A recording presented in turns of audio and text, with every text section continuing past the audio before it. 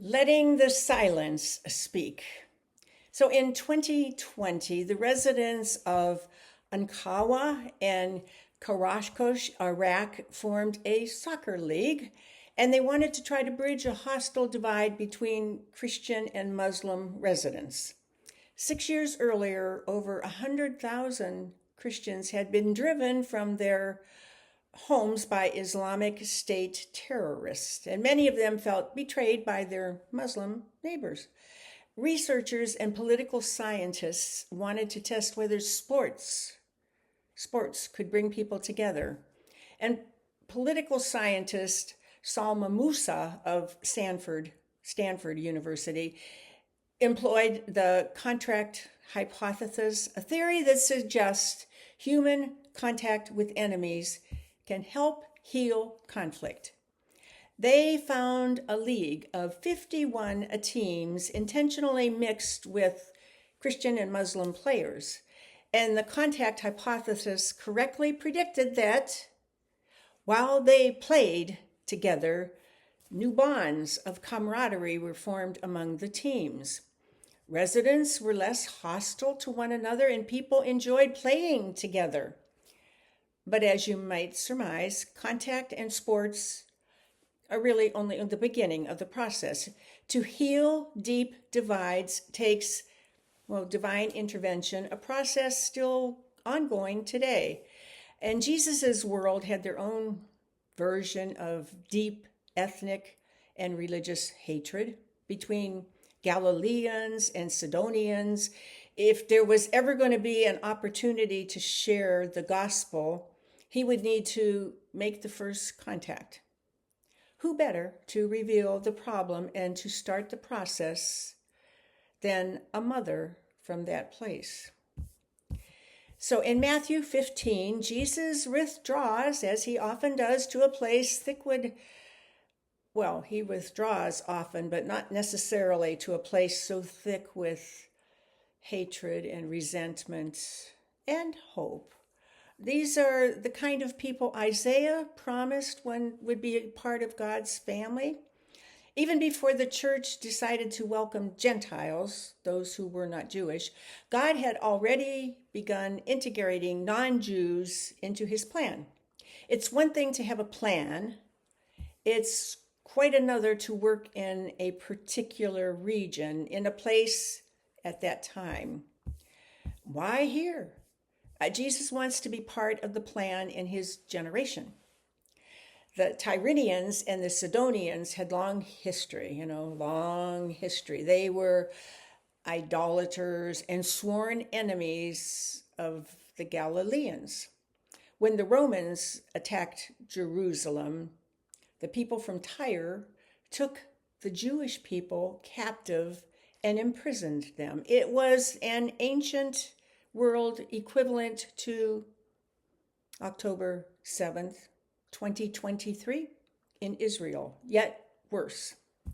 In Jesus's day, the Phoenicians from Syria and the people from Tyre stockpiled bread that should have been intended for Galilee and prevented the bread from crossing the border. The leftovers were fed to their dogs. When greeted by this mother in the reading, whose daughter is demon-possessed, Jesus, he's silent. And this reaction might seem like a strange response to a cry for help. But silence leaves the room for the Spirit to work, to understand the other person's emotions, and to treat the emergency as an opportunity for mercy. Have you been there?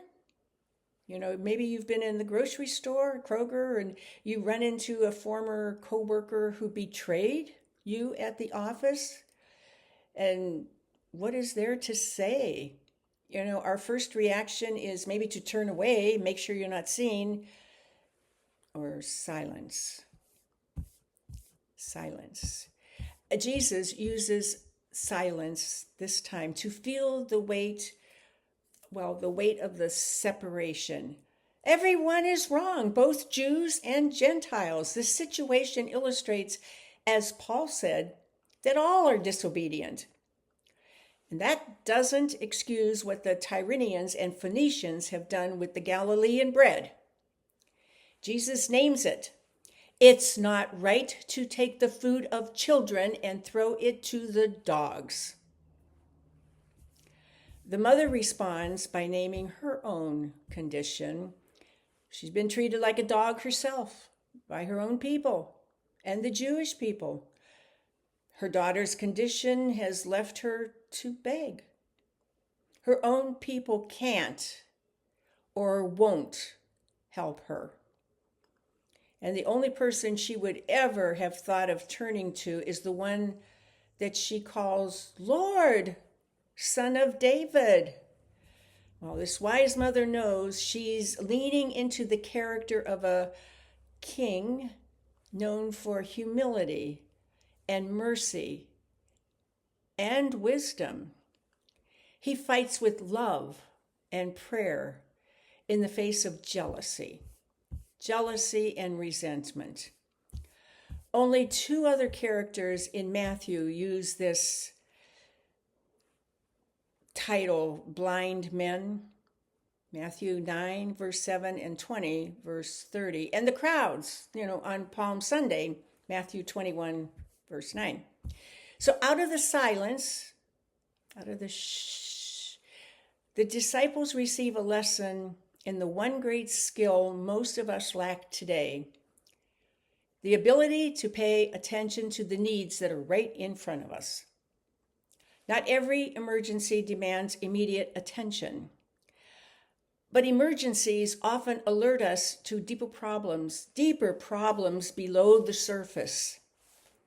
And when we stop and let the silence work and listen deeply, we might learn something and shift our focus to an opportunity to heal deep wounds.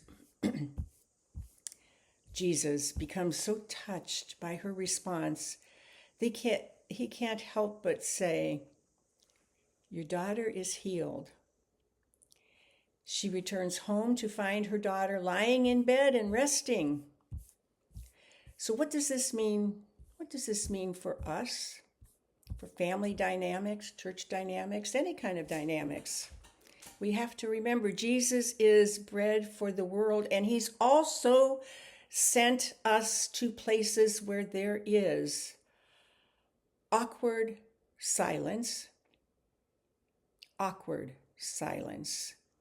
The people in our lives that if we saw them, we would really have no idea what to say, where to begin, or what to do. And Jesus invites us today to begin with silence in prayer, lifting them before the Father. Whoever has hurt or wounded you or your family, God is already sending his ministering angels to heal them from that disobedient sinfulness that has caused them to treat you that way. Don't counter their stockpiled bread with greater resistment and resentment. As your prayer leads you, begin moving toward them. Look for ways to connect on a deeper level. No one wants to see a child be possessed by demons or continue to go hungry. In times of emergency, God can use you to bridge a gap, to share a meal, to play a sport, and provide something that our world lacks. Contact with a person you once hated or once hated you, someone you have just dissed in your life. Well, you might find that the mercy of God extends to you and is now available freely to them. And the church says, Amen.